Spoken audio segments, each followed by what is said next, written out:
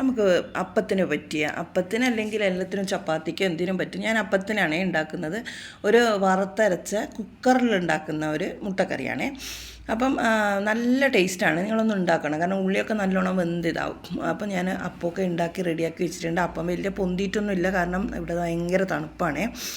അപ്പം ഞാൻ എങ്ങനെയാണ് ഉണ്ടാക്കുന്നത് നോക്കാം നമുക്ക്.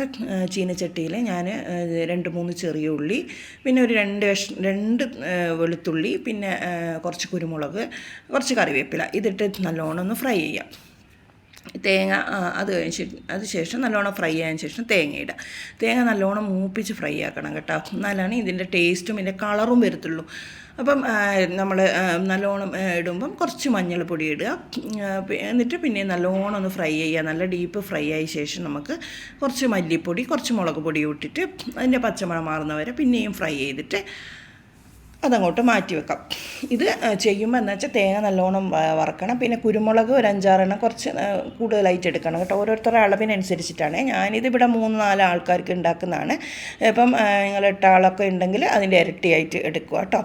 പിന്നെ അതുപോലെ തന്നെ ഞാനൊരു 1.5 വലിയ ഉള്ളിയായിരുന്നേ, 1.5 ഉള്ളി, ഒരു വലിയ തക്കാളി ആയതുകൊണ്ട് ഒരു പകുതി തക്കാളി, 2 പച്ചമുളക് ഇത് ഇട്ടിട്ട് കുറച്ച് ഉപ്പ് ഇട്ടിട്ട് നല്ലോണം നമ്മൾ കൈ കൊണ്ടൊന്ന് ഞെരടണം കേട്ടോ. നല്ലോണം എന്ന് പറഞ്ഞാൽ നല്ല ശക്തി എടുത്തിട്ടുണ്ട് ഒന്ന് ഞെരടി കളയണം കേട്ടോ.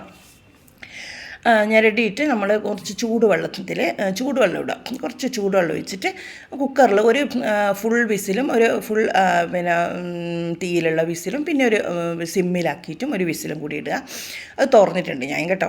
അത് എന്നിട്ട് നമ്മൾ അരപ്പ് നല്ലോണം ഒന്ന് ചേർത്തിട്ട് നമ്മൾ അരപ്പ് അങ്ങോട്ടേക്ക് ഒഴിക്കാം. ഈ അരപ്പിൽ വെള്ളം കുറച്ച് കൂടുതലാണെങ്കിൽ വെള്ളം കുറച്ച് അതും ചൂടുവെള്ളം തന്നെ ഒഴിക്കാൻ ശ്രമിക്കുക കേട്ടോ.